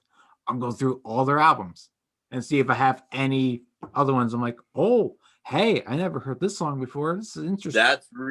That's really cool, man. And I think that's like what I've been doing too, to a certain extent, but that's really cool that you get that in depth with it, because I think too that like we all have our favorite songs, like you said, like, oh, the hits, but we don't know like, oh, T-Rex had so many good songs that no one knows about, or The Clash had way better songs on different albums that no one knows about, so that's really cool that you take the time to do that. And I think it's cool almost looking a year at COVID where people like now we can sit back and be like, holy crap, it's been a year. Like what did I learn or what did I do in this time? Because we've all become just humans in a sense, you're like, we're still creating, but like our jobs and everything has been all changed. A lot of us anyways, and our like, our daily routine, like going to the gym and stuff has changed. So like, it's cool to see what has happened within that change. And that's where like photography came for me. I mean, my wife's a photographer and she's been a photographer since I've known her when I was in high school. But for me, as you guys know, I'm a huge nostalgic fan. I love retro everything. So film I bought her a film camera a couple of years ago, and she shoots a lot of digital stuff, but I was just like, man, film is really cool. I've always loved the way it looked. I've never felt that I had a good eye for photography, but I also never tried it before this. And film really resonated with me because really, dude, film is really point and shoot.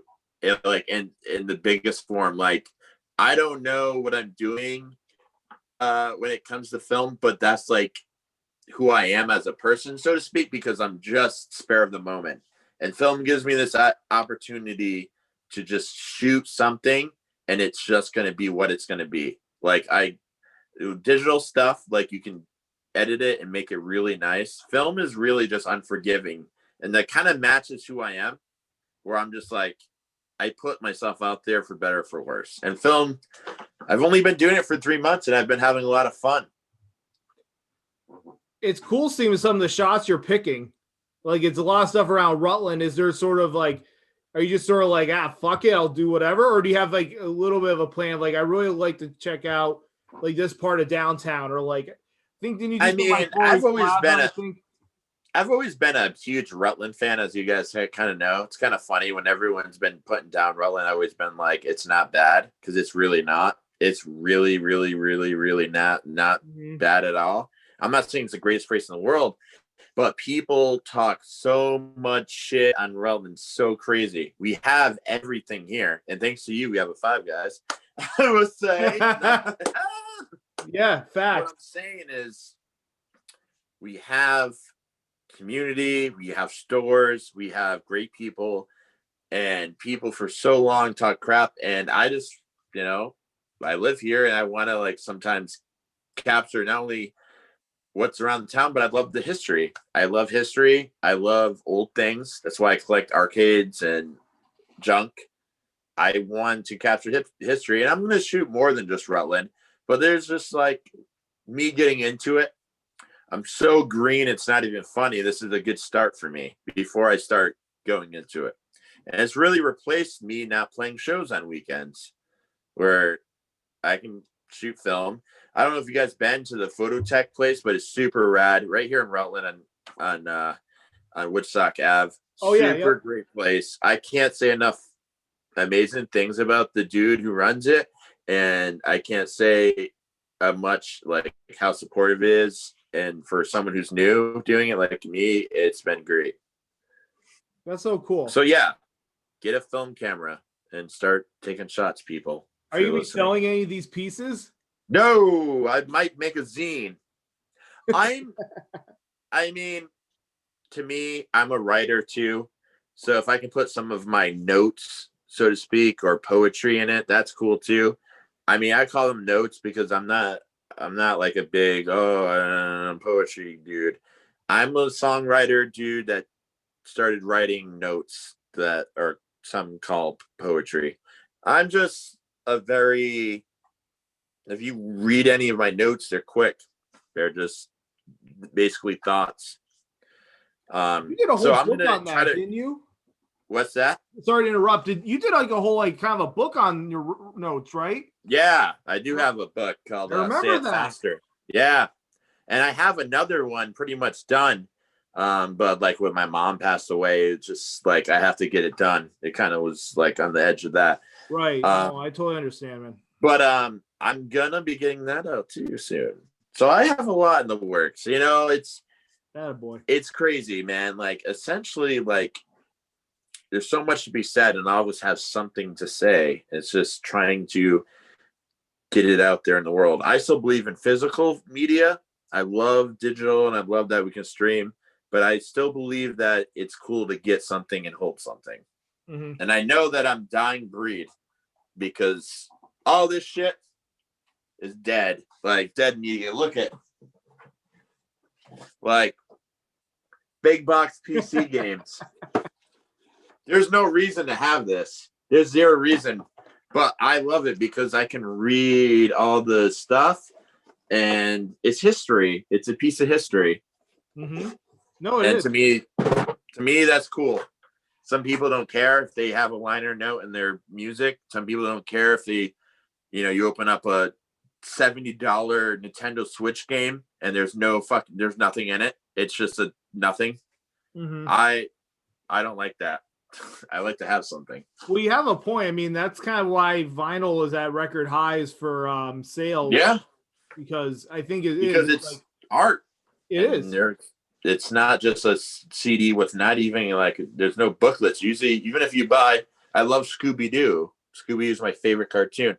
But if you buy a brand new Scooby Doo on DVD, like there's nothing in it. It's just like there's nothing. It's just a disc. I like to have all the fun stuff. Whatever. I know it's killing trees and people get mad, but art is trees. I don't know if that says it all. Oh shit. Listen, I don't want to take too much of your guys' time. You guys have already been so sweet. No, you're good. I mean, I want to make sure we covered everything. I have 2 things. I want to talk about Dreams Machine after this. I want to keep going, but my kidneys need a break. Well, you can whiz in there and I can talk. We can do intermission, but first, I want to talk about Rutland. Rutland isn't that bad. I agree. Take it from somebody who's grew up in Jersey. Like, I was downtown today, and it was like nobody. Like, if you're in Jersey and you're downtown somewhere, you gotta be like, all right, I'm good. Nobody's around. Like here, I'm just like, bang, go to the store, get right out. Yeah, there's some weird people, but like it's not bad. The thing is about these weird people, they don't have guts to do anything in broad daylight. Like everything happens after 11. And the biggest thing, like, dude, like it's not as bad crime ways as some people. We had a bad drug problem, but that's cleaning up too. Mm-hmm. And also, like, I bought my house for like $120,000. You can't buy that in Burlington. Like, I have a 4-bedroom house with a basement that I play music in. Worst crime rise. Yeah, but I'm saying it's like cheap here. Like you can afford to live in Rutland. Mm-hmm. Like if you go to Burlington try to buy a 4-bedroom house, it's like $300,000 to $400,000. Easy. Like I live in the of Rutland, Park Street, and on like by Forest Street and all that. Yeah. It's so quiet. Like I'm so shocked. Like people are like, "You live in the rut? What the hell?" Like, dude, like it's like okay, maybe that stupid Subaru who drives around and revs his engine, and maybe a couple, and maybe a few instances with the cops, but I'm never. People just like it's rich people that never been like that get scared. Like that's the thing. It's kind of. I'll touch something really quick, not to get off subject. No, those same rich people that are like Rutland scary, Rutland has bad crime, are the same like rich people that are like bashing cops. And I'm like, okay, whatever. I'm not gonna get political, but I'm like, if you're rich and you're living in a really nice area, you're never gonna need the cops. So it's so easy to bash the cops.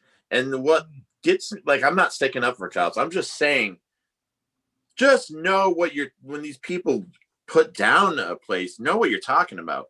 If you're living in the fucking Hollywood Hills and you're like, yeah, Rutland's a bunch of scumbags, like you don't fucking live there. So what are you talking about? That's my point.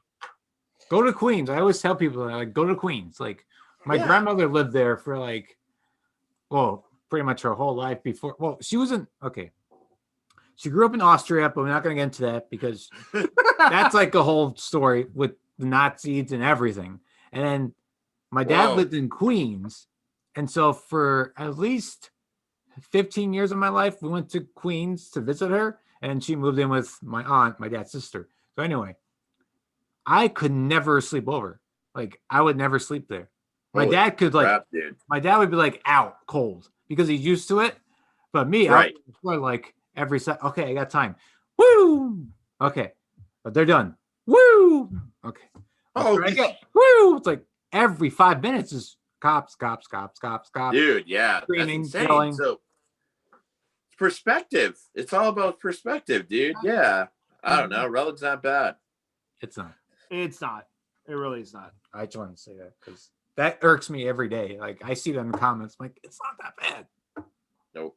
It's always someone from outside of Rutland talking shit. And these rednecks that live in Rutland need to get a grip because, like, They're just like hanging out in the woods, so being backwards, so they don't count. Like Danby. Yeah. I mean, I'm just like, dude, Rutland's not bad. We have a Bolorama. We have so many grocery stores. We have a co-op. We have film places. We have fucking everything besides the Diamond Run Mall right now. Then the can store. And we have damn Starbucks and Fuck yeah. and thrift stores that I go to all the time. So fucking it ain't bad. A dented can store. Shout out That too. Have. We have gyms. We have, we have what, CrossFit. We have a lot, dude. We have public access TV. People just like don't think about stuff like that. They just don't. They just like, Rutland's not Austin, Texas or LA. I'm like, no one from LA is actually from LA. So it makes a community like there's not a community there. It's everyone that's from everywhere else. And I'm not saying it's a bad thing, but I'm just saying like Burlington. It's hard to have a community when everyone's not from Burlington. Everyone, and I'm not saying it's bad, but you want to have a community. It gives you a perspective and look at it. No, it's so true. All right, time for kidney break. You go, I'll man the fort here. But no, it's so right. And I think one thing that comes to mind for me with Rutland is like, I've been here full time because my wife's grown up in the area since 2013. And like, obviously there's things that can get improved, but I think, like you said, you got to be grateful for it. Like, or like kind of like the Five Guys thing. I know it's kind of a joke, but dude, I was just going to say that. Listen, you're living proof that one person literally can make a change. You literally single-handedly started a page and got so much support and brought a Five Guys to Rutland. How many communities that would work in outside of Rutland? Not many. Not many. No. Dude, not many. And like for me, like with the Dream Machine, I started an arcade with no money, not being a business. How many places could you do that outside of Rutland? Not many. No. I'm just saying that there's opportunity here. People need to learn how to send an email or start a page. Mm-hmm. If there's enough passion behind it or goodwill where you want something to happen or you want to bring jobs, like, dude, you've probably, since that place has been open, they have paid the people who live in Rutland probably almost $1 million. If you talk about like payments for employees, it's been open, what, 2-3 years? Yeah. 2 years. And you think about if you put every paycheck that they ever wrote in that place for every staff member that's worked there, combine them all, how much money is that? No, a lot of money, dude. No, it is a lot of money. It's think kind about of it that way. I'll be honest. Sometimes I get so busy and tied up with stuff, and that page became more of like a like talking about all economic things once the mission was complete. Well, that was another good thing too, though. Mm-hmm. That it grew to that as well. Right. It is interesting. I actually appreciate you bringing it up because it's not the time. I'm not the type of person to toot my horn, but what's interesting is when you bring that up, it does show what you can do because I kind of forget about it sometimes, not in a mean way. I'm just sort of like, no, I know. Yeah. I did it. Next thing, I'll be honest with Wingman of the Year. Honestly, like we have a lot of freaking dreams here. This place, I would love to have a spot where we're HQing it up. If not like between most of the guys in this network are in Glens Falls, but within this area or in Rutland and have like a whole like 4th floor downtown, be HQ here and get jobs for people and stuff. That's like the thinking that I have. Like, I'm more like, no, how can we make things pop off? And with the Five Guys, you're right. That whole started because I was at Price Chopper at the time, left my dad's house, literally had like a couple $100 to my name. I needed a job because I was afraid to like reference him because he would say shit about me, which wasn't true. But I worked at Price Chopper, and I remember people saying to me like, oh, we never get any cool stuff here. And I said, I bet we can have a Five Guys. And like, that'll never happen. I'm like, of course it will. Like, they're in all these other towns near us. So the supply chain makes absolute sense. Like, this would be the next spot to put one. And they're like, no, it'll never happen. I said, well, here, watch me. I'll do this. I'll just do it. So I made a Facebook page and it got like 500 people in like the first week, and I'm like, oh, this is interesting. And I remember it was years. It was like 5 years. People are like, this will never happen. Act 240, all this stuff, and they would just rail me like, you're saying lies. Cause I saw stuff where like I heard a rumor like it's gonna happen. Here's the schematics. Here's this. Here's that. No, it's a lie. It's a lie. It's a lie. And then it was kind of amazing when it happened because I never like really went back and went na to anybody. But I was just right, like, we could have. But when it happened, I think the peak moment was when You could have. Yeah, Roy. I think you might know him because from the Herald, like Gordon, right? Gordon Driscoll or whatever. Or I forget his last name. But he reached out to me. Yeah. Yeah, and he's like, I want to do the like interview. I heard your story. I'm like, okay. And I think that was peak. Was I was one of the top 5 people that went in that day, and I had that burger, and I was on the front page of the Herald, and I was like, yep, like that was the moment that hit me. And it was so funny too, because Gordon. True. Well, Gordon asked me. It's just another thing. Oh, I was just gonna say this real quick. So Gordon asked me, he's like, "Oh, you must be like a fan of Five Guys, right?" And I said, "No, like it's good, but like I'll eat anywhere." He's like, "Oh, really?" I said, "Yeah." I said, "When I did that page, it wasn't for that. It was because I felt this community could have things like this and not be shit on, and not be like, oh, we have to go elsewhere for fun." And so I said, this was more of an attainable thing. Like, sure, I could have said Popeyes, I could have said other things, but I knew I was like, this makes sense. Right. This can actually happen if there's some wherewithal and support. And obviously the people at Five Guys won't say like I did help or whatever. And they decide economically. But I feel like if it wasn't for that support and there wasn't for like chatter about it, it definitely sped up. Cut out a little bit. I don't know what's happening. What's that? You still here? Nick, you here? I think we might have lost Nick. Oh, he's frozen. Oh, you there? I can't hear. I can't see you. Okay. It like whacked out for like 10 seconds. We hear you. Can you hear me? Yes. Yeah, I can hear you, but it like messed up. I couldn't even like see anyone for like 10 seconds. Okay. So you're back. Okay. I think we're back. Say something. Oh, I'm here. Say something. Hello. Hello. Okay. Okay. Okay. No, Yeah. I was just saying. But yes. When Gordon was talking about that, he thought I was like some fan of Five Guys. I'm like, no, it was because I felt that this could happen for this community, and this was just an example to prove it. Absolutely. Yeah, man. So I guess you guys think Dream Machine would be a good way to kind of close this with, and I'll talk about how that with the community too, and you guys can ask me any questions after too before we finish up. I don't want to take too much of you guys' time. You're both so sweet, and like I said, I want to interview you too. That's the next podcast we're going to do at some point. Part 2 of this. Yes, I would love that. So, Nick interview us. That's what I'm going to do. So anyways, I will say about the Dream Machine. The idea started because I went to Goodwill in 2015. I was probably there. And I saw a arcade machine there. And the arcade machine came from this place on Balmazine, and it was called DJ Boy.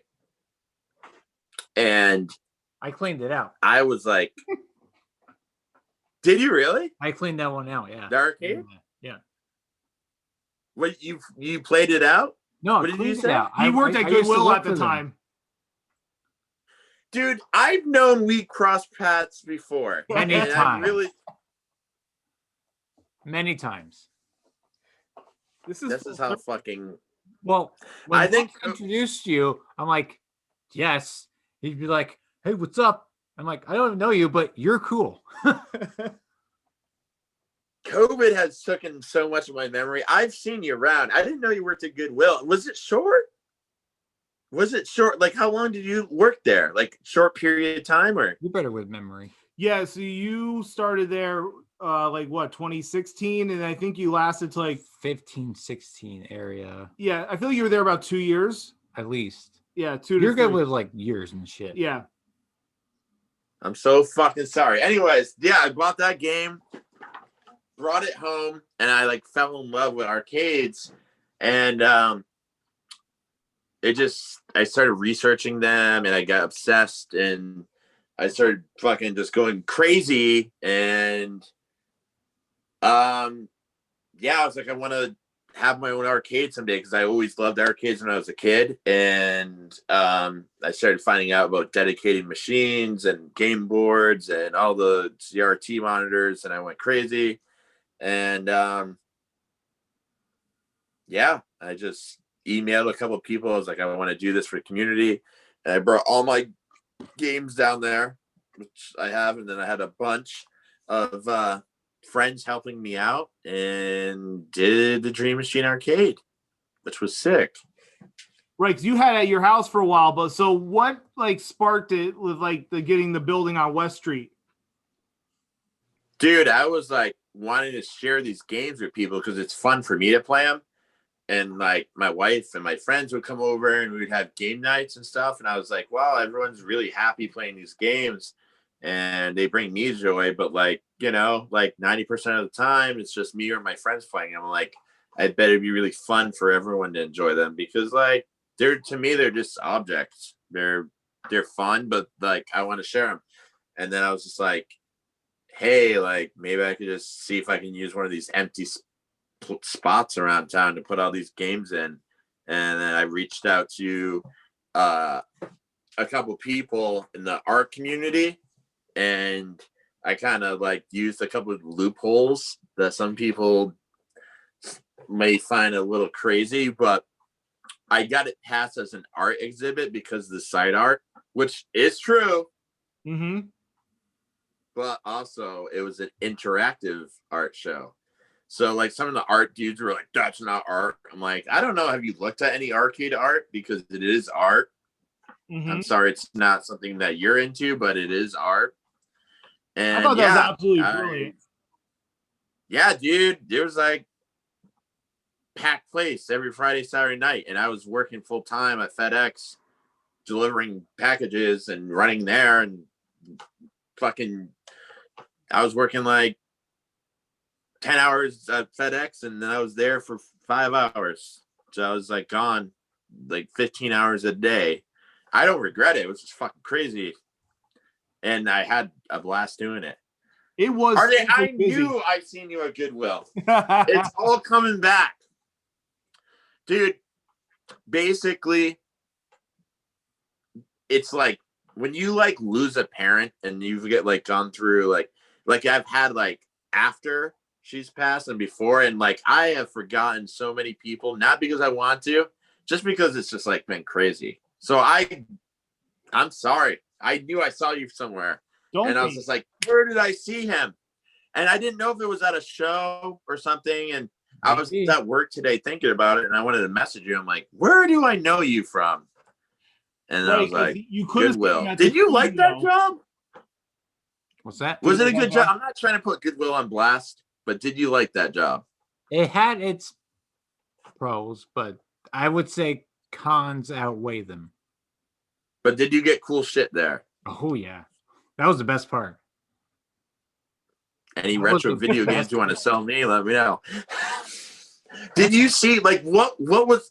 I don't want to side quest. And again, I think it's cool because you guys have been talking to me so much, but I like talking to you. So let me ask you some questions. What are for someone that worked there, because I've always dreamed to get a job there just to get the cool shit. Like, what was some cool stuff that came through? Like, just off the top of your head, just like, wow, that's really cool. Doesn't have to be certain things, but I remember picking up like a vintage pool table from like the 70s. It was like that's weird. sick. It was so weird. That was weird. So much stuff. Like the fucking pool table? Yeah, it was that's so weird. Cool. Out of a freaking hotel that closed down. Yeah, people so just random. Like bring it because they don't want to they don't want to trash it because it costs money. So they're like, oh, good. Cleaned out that place in Bombazine, and they had like endless. So did you actually go and pick it up? I didn't pick it up, but I saw it, and I'm like, we need that. You yourself started to spark in me with my arcades. I'm like, that has to go. So if it wasn't for you putting on that sales floor that day, and I didn't buy it, there would have been no Dream Machine. Is that This is the insane? crazy thing about life. Isn't that crazy? I saw that. I'm like, that has to come. That's insane. That's insane that like it's just connected. No. I bought that I did not game. even know that part of the story. Me either. I mean, I'm just like, I bought that That thing. game. That game sucked. Okay, it was an old beat 'em up. It was fine, but that game sparked so much about arcades in general. It was like getting a little Bow Wow CD and knowing and finding out about like NWA. You know what I mean?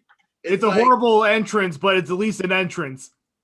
Yes. Now let's just say that little Bow Wow CD wasn't that bad.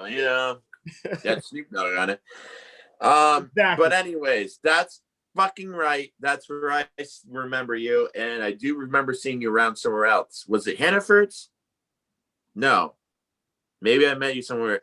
And when you worked at Price Chopper, Max? Yeah. It was the one in Rutland. Yeah, downtown. I was there from. I worked there in 2011, 10, or 9 2009 and 10. Yeah. When did you work there? I worked May 2013 to May 2014. Okay, so I missed you by like 3 years, but it would have been sick to work with you. I know that was a fun. You know what's interesting? Grocery stores, because I know you're at co-op, so it's kind of the same wheelhouse. I actually think grocery stores are a bomb ass place to work at. The only Especially when you're young. Yeah, you can do whatever. Right, and the downside to a grocery store really is just the pay part, unless you're management, because it's the true. work is you get in a good rhythm. There's an awesome community because there's all these different things. You got like the front end, you have produce, you have like meat, deli. Like it's this own little community within itself. It's true. It is. It was such a cool ecosystem because I worked at Grand Union before they switched to Tops and Hoosick Falls. Oh yeah, in high Sarah school. worked there. Sarah worked there too, and then she worked in the liquor store. I don't know if you guys worked around the same time. That'd been crazy. That all this is intertwined somehow. Mm-hmm. Oh, yeah. I didn't know. And are you still at Alderman's? Yes. Yep. Max? Yeah. That's cool. And RJ, are you working locally too, or? Good. I work in Dorset, and this is Dorset? crazy. Right, ready for this? We sell fishing lures and voodoo boards out of a freaking garage in somebody's house. And you're making money. That's sick. It's amazing. That's sick. That's sick. I don't know how you found that gig, but that's awesome. Shout out to the Goodrich people, because this guy is the man. A 8-bedroom house, bought it just for us, so we can just have it to like hang out. He uses it for himself and for his like family who come up to visit him. He's like, yeah, just take a room. You're good. So that's where you live, do? No, I wish. That would be awesome. Oh, that'd be sick if you just like good. Some people are like that. They're like, yeah, just look after my house and you can live there for free. Yeah, That's he a has good a house situation. he has a house in Mass. Like he has a house in New Hampshire. He has a Tesla. But he's like that guy who's like, hey man, thanks for doing such a good job. And he'll just let me know who this dude is. That's sick. Yeah. Dude. It's crazy. I was going to say another thing. We have a small world connection with the job I'm in. You know, like the last two people that worked my job, which is That's hilarious. crazy. Yes, I do. Yeah. Yes, Steve When you were brother and Chris Haskell there. Chris too. And then where is he? Have you heard from him? No, I have no idea. Yeah. It was one of those things when it's such a small world. So a year ago, I was working for a DMV as a temporary guy. I remember that. Yep. And then I got laid off. I knew it was going to happen. And so then I picked up a job at Sensible Shoe in Rutland. And, I did it for a couple of weeks and I was like, it wasn't bad, but I was trying to get out of retail from the start. And, that job at Alderman's came up and my wife's like, you should apply to it. I'm like, that does sound like up my wheelhouse. I should try it. And I applied on a Monday, got hired on a Tuesday, and it was St. Patrick's Day. Crazy. Literally the whole state shutting down. I'm like, Jesus, they might lay me off. Like, is this like the most insane thing to do right now is get a job during the middle of like a pandemic shutdown? But I took it and I've been there since. And then like opening up, I'm like, wait, I saw the Chris stuff, but then I saw Latuca, and I know obviously Joe's brother was in Get a Grip, Steve, and I was like, wait, Like, is that the Latuca? And I was like trying to like put the thoughts together. So then when you hit me up a couple months back about it, I was like, oh no shit, like this is small world. Like you knew like the last two predecessors of my very position I'm at. Both of you guys, man, I have a connection. And like I said, I want to interview you guys. I want to see you guys. So you guys, I'm going to send you guys questions in the next couple of weeks. Okay. And then you guys, I'll give you a heads up, and we're going to deep dive into that. Okay. But any final questions? I think this is a good time because I want you guys to have enough time to post this and not be 8 hours. Okay. He has a final question. I'll do one because it's about Dream Machine, and we'll let RJ solidify it. I saw you did a little teasy tease on the Grammy Gram.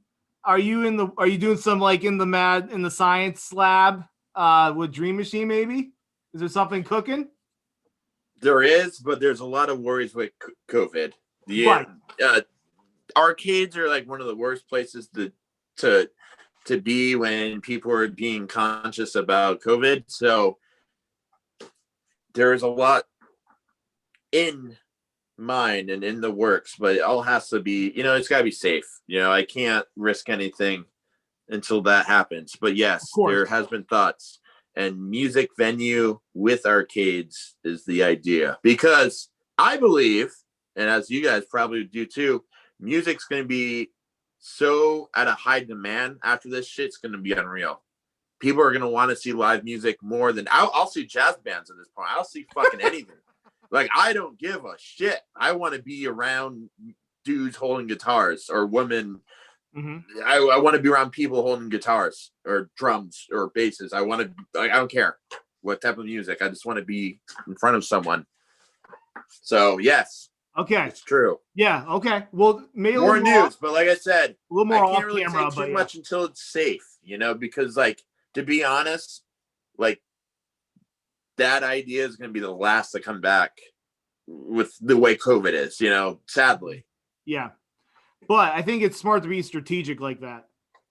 Yeah. Well, you can't get people sick at a show and then, expect to be open. Right. No, it was just something I wanted to ask. I'm sure I'll ask you off camera. No, it's a good question. Curious about that. And I said, if we'll see how this is, honestly, I'm hoping for the best, but expecting the worst. Mm-hmm. All right, RG boy. Okay, to go off the arcade stuff, I'm about to text you it, but M Shadows from Avenged Sevenfold has a whole room of really arcade stuff. Yeah, I mean he's probably like I did not know this. I mean he's probably like up there with money and stuff now because they're huge. But yeah, he literally collected all these arcade games. But you should text me that. I just text you. Just look it up on YouTube. You can probably just type his name in. Because I want to call him out, and he better have dedicated machines. If he's in that type of band with that type of money, it better be dedicated arcade machines. Ooh. Now, if you want me to get into that, that's another whole boat. But I'll do it real quick. A dedicated arcade machine means that the game board matches the cabinet and the side art that it originally did when it was released. So, okay. What happened in the 90s, because arcades were starting to die down because home consoles were getting big, operators that owned all these games were putting game boards and cabinets that didn't match the side art, and they were painting over the side art black. So what happened was you would have a Pac-Man game board and a Street Fighter cabinet, and it makes no sense. Because when you see a Pac-Man dedicated cabinet, you have the art and you have the marquee. But you could still see that game board in a different game because they were putting game boards in any machine to make money because no one wanted to play old games. It wasn't like a Nintendo where you can switch out cartridges. You know what I mean? You had to have these new game boards that they would get sent, and you had to put them into something. So a dedicated machine is a machine that has not been tampered with, that is all original. So there you go. Wow. That was something I learned new. So we'll see. we'll see. And they're worth a lot more money than someone, you know what I mean? It's like taking a, shoe at Walmart and putting a Nike logo on it. Like, it's not a real Nike. So like if you took a Miss Pac-Man game board and put it in a friggin', arcade 1-up, it's not a real Miss Arcade. It's not a real Pac-Man. I'm just saying. Mm-hmm. Right? No, I hear you. Yeah, so that's what it is. But yes, so thank you. If you guys have any more questions, let me know. What do you think? We're doing our famous one. No, I'm not going to do my famous one, but I have two things. I want to mention, did you ever see Stranger Things? I have watched it, but it has been a long time. I only watched the beginning, and I want to dive back in. You need to, because season 2 has arcade nostalgia. Yes. And I have wanting to watch that show, and it's been crazy because I just haven't got to. And I know everyone like really loves it, and I think it's cool, and I want to watch it. I just have to really like sit down and like feast. I'm a big like everywhere guys you've seen in this conversation, so I've got to like really sit down and just be like, here I am watching this. And the one I want to ask, why the Clash? Why are they number one? All right, I have my reasons, but I want to hear yours. All right, I'm gonna start by saying this: the Clash. Okay, Mick Jones, the guitar player. Yep. His melodies, vocal melodies, and guitar melodies, people still rip off today. Absolutely. Half the new Menzinger album is just basically doing what Mick Jones did 30 years ago, 40 years ago. And the Clash was political. They were actually really great songwriters. And they were like fucking brilliant. And they were really good. And like this was a time in punk where like it wasn't 4 chords. They were playing reggae. They were playing fucking rock. They had punk songs. I mean, they were like everything. And I mean, my wife walked down to a Clash song at our wedding. Like, oh, wow. I asked her out to a Clash song. Like, they're the band for me. I mean, when they say they're the only band that ever matters, it's true. And I love a lot of music. But the Clash, London Calling, put it up against almost anything. I mean, I think any musician would be like, yeah, it's kind of hard. No. There's a lot of good songs on that record. I was going to say that because, and Max, if you want to use this segment as like clickbait,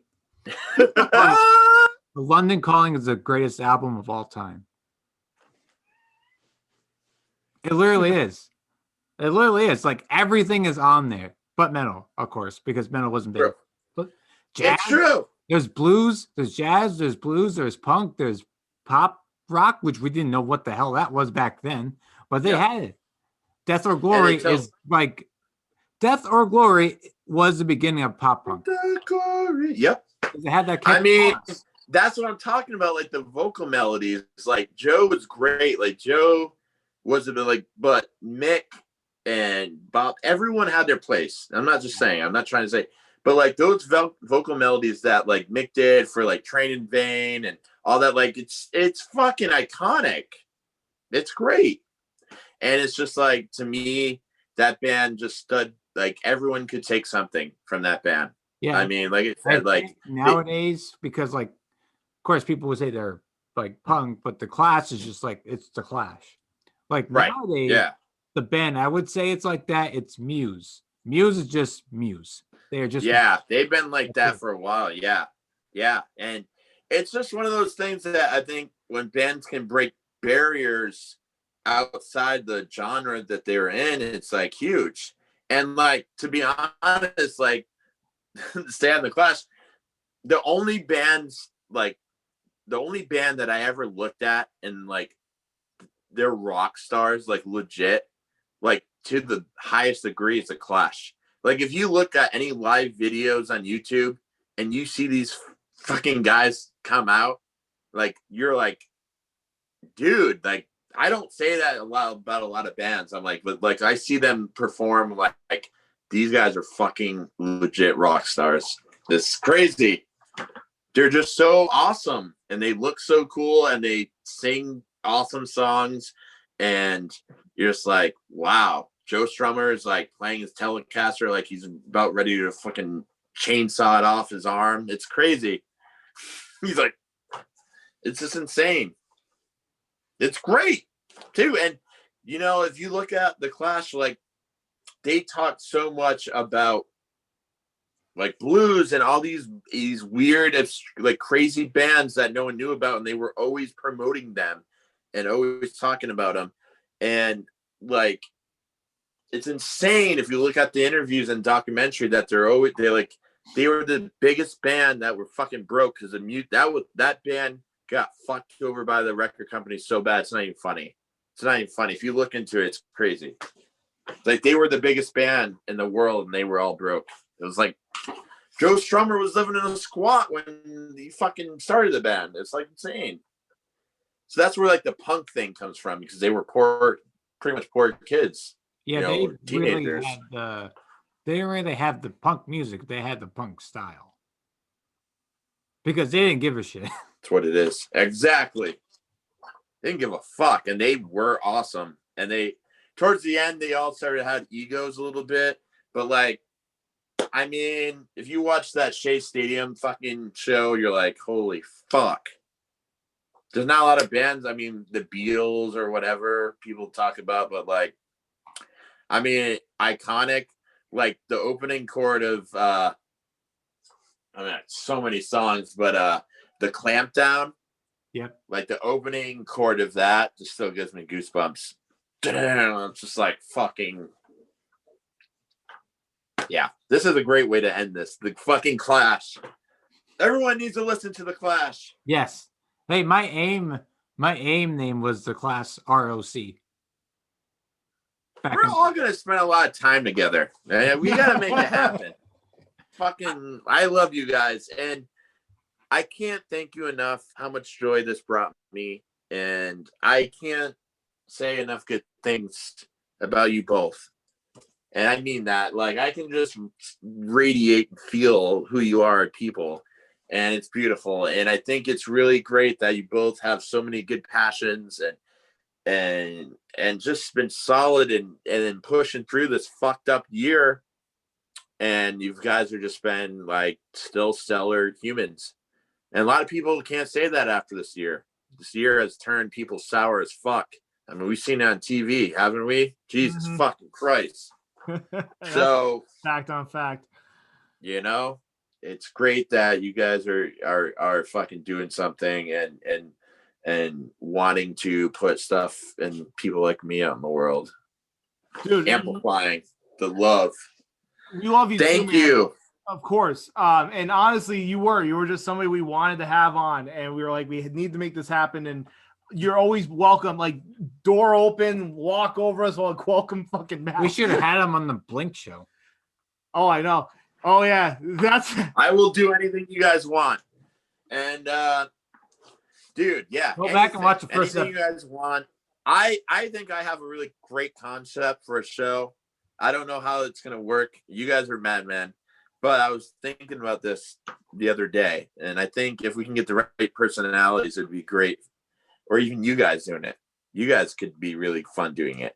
You know how Beavis and Butthead always like would watch music videos, random ones, and they would comment not only on the video itself, but the song. I think it'd be really cool to take random ass shit, like out of your realm of both of you. Like, just you have viewers pick a video, and you just watch it for the first time. And I know some people do that, but I think it'd be really cool.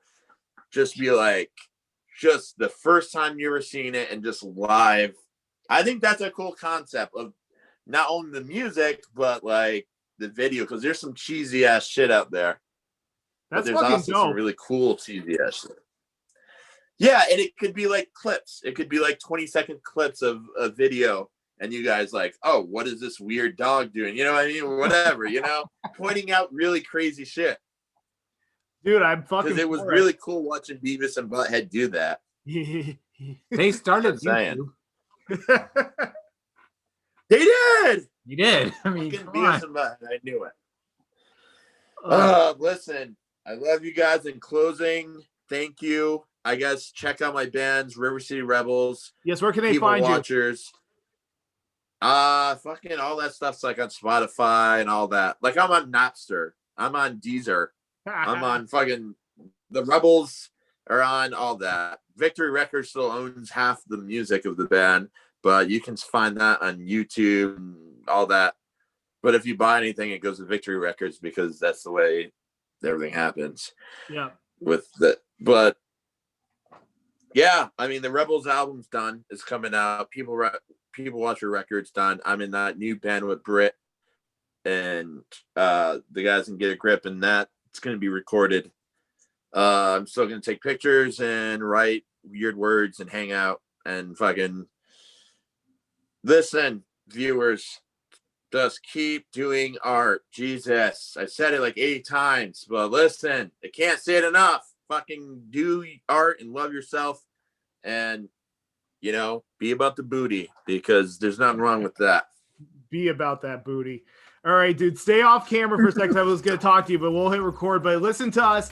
As always, this is probably the record for longest show, and I'm glad that us and Nick joined this journey. I knew it. We needed it. We needed this. But you can always check us out, wingmanoftheyear.com, streaming cassettes. You can download us. Get the merch. Get the blogs, goddammit. Be a deathcore vegan. Eat your carrots hard. All right. Streaming cassettes. Sign it out.